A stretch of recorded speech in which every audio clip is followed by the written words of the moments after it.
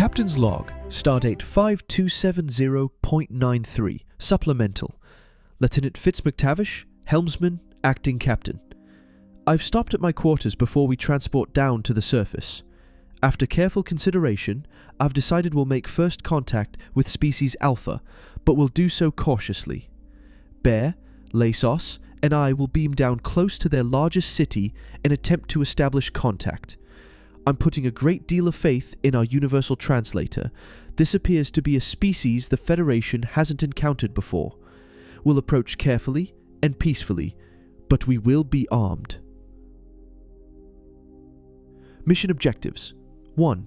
Follow first contact protocols for engaging with a new sentient life form, though we'll need to move quickly given the circumstances. 2. Determine whether Species Alpha has any insight into what's happening with the senior crew. 3. Request assistance if they do have relevant knowledge. 4. Investigate whether Species Alpha has information about Species Beta's involvement as Lasos suspects. Crew assignments. Maddie and Chris are working on ways to block or disrupt the neural signal using ship systems, while Doc is exploring medical solutions. I'm leaving Atty at the con. She's a capable officer and the right one to have in command if things go bad down there.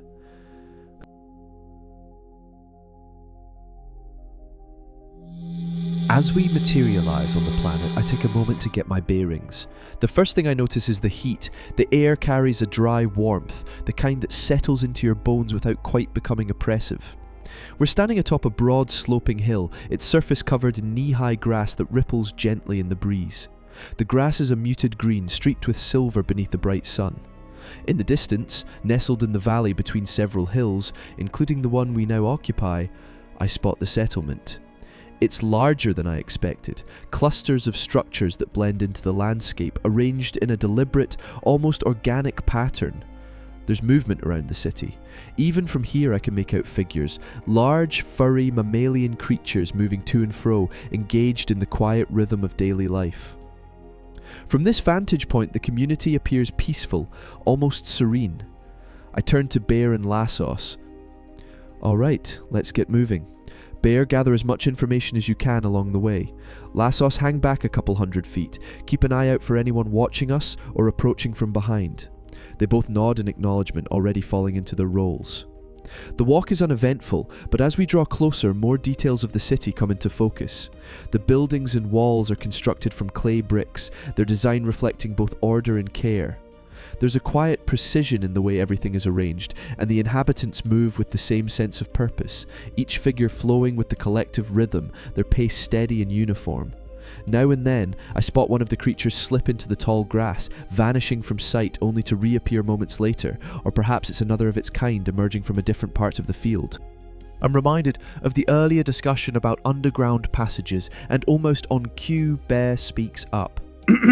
Sir, I'm picking up a network of large tunnels directly beneath us. Multiple passages on several layers. They appear solid, well-constructed, and massive. And just as Bear finishes speaking, every creature in sight freezes. In perfect unison, they all turn to look directly at us. The sight sends a chill down my spine. We're walking through open fields, far from any main path, so the sudden synchronized attention is more than a little unsettling. And then, just as quickly as it began, they return to their tasks. The pause lasts no more than 3 seconds, but the impact lingers. Then, without warning, something enters my mind. We perceive you. Welcome, travelers. Barakthal acknowledges arrival. It isn't sound, not in any conventional sense. It bypasses ears, bypasses language. It's just there, embedded in thought. I glance at Bear. Did you hear something just now? He nods, slowly, visibly unsettled. Not with my ears.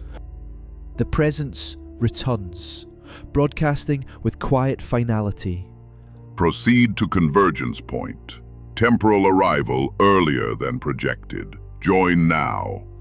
I wave to Lassus, motioning her forward. Stealth is pointless now. They've been expecting us. As we approach the city gates, a delegation awaits. 3 of the beings standing in formation. Their faces remain unmoving, unreadable, no eyes tracking us, no mouths shifting. Yet their stance suggests no threat, only welcome. As we came to a halt before the three figures, I opened my mouth to speak, but the now familiar mental presence returned, overriding the impulse.